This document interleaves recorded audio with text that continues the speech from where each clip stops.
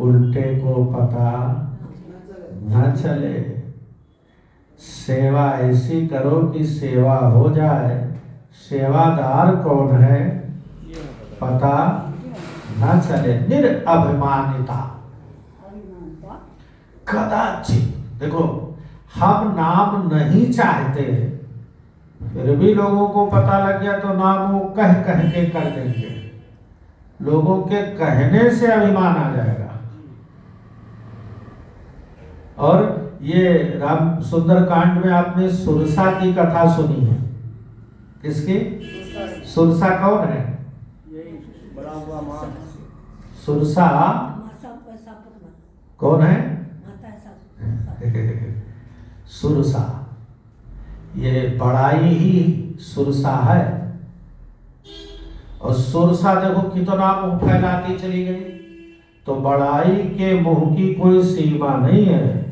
आज थोड़ी सी बड़ाई हुई तो तुरंत हम चाहने लग जाएंगे कि इससे और कोई बढ़िया काम करूं, इससे और बढ़िया बड़ाई हो, और बढ़िया बड़ाई हो। जैसे एक भागवत की कथा सुनो। जब कंस ने अपने पिताजी को जबरदस्ती कारागार में डाल दिया और स्वयं राजा बन बैठा, और जब राजा बन गया तो तुरंत ही यज्ञ होम सब बंद करो, अत्याचार मचाया। सीधा अत्याचार मचाया तो इसकी प्रजा में बदनामी होने लगी। ये तो बड़ा आरामी बाप को ही कैद कर लिया। अच्छा, सामने कोई ना कहे, लेकिन भाई आपस में तो लोग पीठ पीछे बात करते ही थे। गुप्तचरों से इसको जब पता लगा तो इसने सोचा कि अब क्या किया जाए, मंत्रणा किया। तो लोगों ने कहा कि दिखाने के लिए कुछ अच्छा काम भी करो ताकि ये दबा रहे। अब देखो, धर्म की आड़ में ऐसे आजकल कलयुग में ऐसे ही धर्म हो रहे। तो क्या करें, बस दिमाग में बात आई। चाचा की बेटी थी, कौन? देवकी। ओ, विवाह की योग्य हो गई, इसका विवाह हम बड़े धूमधाम से होना चाहिए। ओ, वसुदेव जी के साथ तय कर दी। वसुदेव जी सत्यवादी आदमी, धार्मिक, उनके साथ रिश्ता जोड़ दिया और इतने धूमधाम से तैयारी करी। अब लोग सब कहने लगे कि भैया देखो, हर इंसान के अंदर कहीं ना कहीं कुछ अच्छापन छुपा होता है। हम लोग समझ रहे थे कि हमारे राजा कंस अत्याचारी है, फलाना है, लेकिन देखो क्या चाचा की बेटी की इतनी धूमधाम से शादी। ओ, जैसे ही कंस को पता लगा तो सोचा कि बढ़िया भाई, और कुछ ज्यादा करना चाहिए, और कुछ ज्यादा करना चाहिए। तो और ज्यादा करते समय क्या कहा, जब विदा होकर बेटी बहन चलने लगी तो कहा सारथी से, कहा तुम उतरो, मेरी बहन है, मैं स्वयं रथ हाँकूंगा। स्वयं बैठ पड़ा, रथ लेकर चल पड़ा विदाई के समय। देवताओं ने सोचा कि भैया ये तो गड़बड़ हो गया। अब सोचो, उसी वक्त आकाशवाणी होगी। अब इसका भेद खोलना पड़ेगा।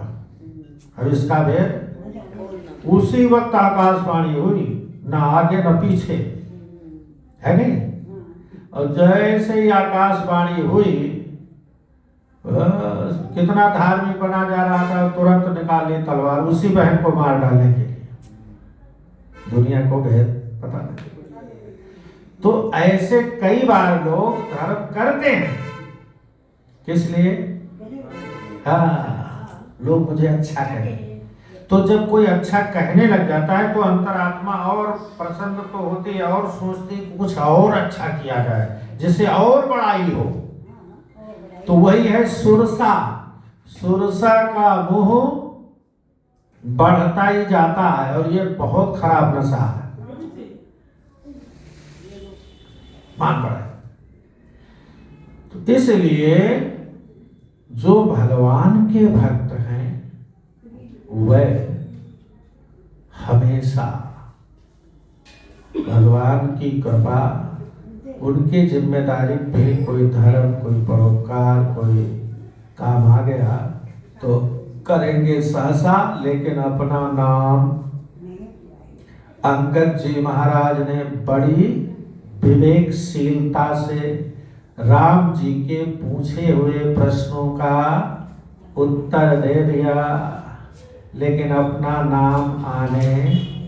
अच्छा देखो, राम जी भी परम चतुरता श्रवण सुनी, बिहसे राम सुजान। राम जी पहले जब भेजा था अंगद को, तो क्या कहा था कि तुम चतुर हो, तुम्हें मैं जानता हूं, तुम्हें ज्यादा समझाने की जरूरत नहीं। लेकिन अब क्या कह रहे, परम चतुर। क्या? परम चतुरता श्रवण सुनी, बिहसे राम सुजान। हंस पड़े राम जी, ठट्ठा कर। बिहसना मीन्स जोर से हंसना। बिहसे राम सुजान, और समाचार पुनि सब कहे गढ़ के बाल कुमार। बिहसे राम उदार, समाचार पुनि सब कहे गढ़ के बाल कुमार। राम जी हंसने लगे। उसके बाद बाली कुमार अंगद जी ने लंका के सारे भेद बताए कि लंका के मुख्य 4 द्वार हैं, चारों पर कौन कौन रहता है। पूरब पर प्रहस्त है, और पश्चिम में और एक विरूपाक्ष, और पश्चिम में मेघनाथ था। उत्तर में रावण स्वयं कुंभकर्ण आदि के साथ, दक्षिण में विरूपाक्ष। तो उसी अनुसार भगवान अपनी सेना की भी टोली बनाते हैं, उसी अनुसार सेना नायक भी रखते हैं। इस प्रकार भगवान की परम कृपालुता है कि वह जिसके ऊपर कृपा करते हैं, यह जिससे उनका परम स्नेह हो जाता है, उस व्यक्ति के अंदर अभिमान रूपी अवगुण नहीं रहने देते। अभिमान रूपी अवगुण, बाकी छोटे मोटे अवगुण तो चलते हैं, उससे कोई विशेष हानि नहीं होती, पर अभिमान रूपी अवगुण एक ऐसा है कि जिसके ऊपर आया उसका सर्वस्व नाश ही कर दिया। तो गीता के बताए अनुसार, रामचरितमानस में भी बताए अनुसार भगवान ने कहा है कि करऊं सदा तिन्हकी रखवारी, जिन बालक राखे माता। सुन मुनि तोहि कहऊं सहरोसा, भजहि जे मोहि तज सकल भरोसा। करऊं सदा तिनकी रखवारी। राम जी कहते हैं कि भैया जिनको और कोई भरोसा नहीं है, सिर्फ मुझ पर ही भरोसा करते हैं, मैं उनकी सदा रक्षा करता हूं।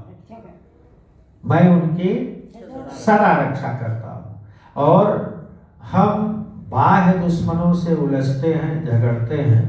सच्चाई तो यह है कि काम, क्रोध, लोभ, मद, मोह, अभिमान है ना, ये सब अवगुण सब शत्रु ही हैं, अंदर ही बैठे हैं। बाहर के लोग तो कुछ नहीं कर सकते, लेकिन अंदर जो शत्रु बैठे हैं वो बहुत कुछ कर सकते हैं। इसलिए भगवान जिसके ऊपर कृपा करते हैं तो उसके अभिमान रूपी अवगुण को रहने नहीं देते।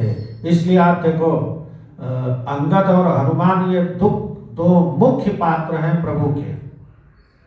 हनुमान जी लंका जला कर आए तो भी उनकी परीक्षा ली, और अंगद जी रावण का मान मत कराए तो भी उनकी परीक्षा ली। इतना असंभव कार्य अकेले करके आए हैं दोनों, तो कदाचित इनको अभिमान तो नहीं होगा, कर्तृत्वाभिमान। क्या? कर्तृत्वाभिमान, कर्म करने का, हमने ऐसा कर दिया। लेकिन जो प्रभु कृपा पात्र है वो तो पहले से ही परम कुशल हो गया, क्योंकि सूत्रधार तो राम जी ही हैं। सूत्रधार राम जी हैं, हम सब क्या हैं? कठपुतली। बड़ा मार्मिक प्रसंग हम लोग सुन रहे हैं, और किस प्रकार अंगद जी ने और भी लंका के रहस्य को प्रभु राम को बताया। फिर राम जी किस प्रकार अपनी सेनाओं की तैयारी करते हैं, क्रमशः हम लोग सुनते रहेंगे। आज का प्रसंग यही तक। बोलिए राजा रामचंद्र भगवान की, पवन सुत हनुमान की।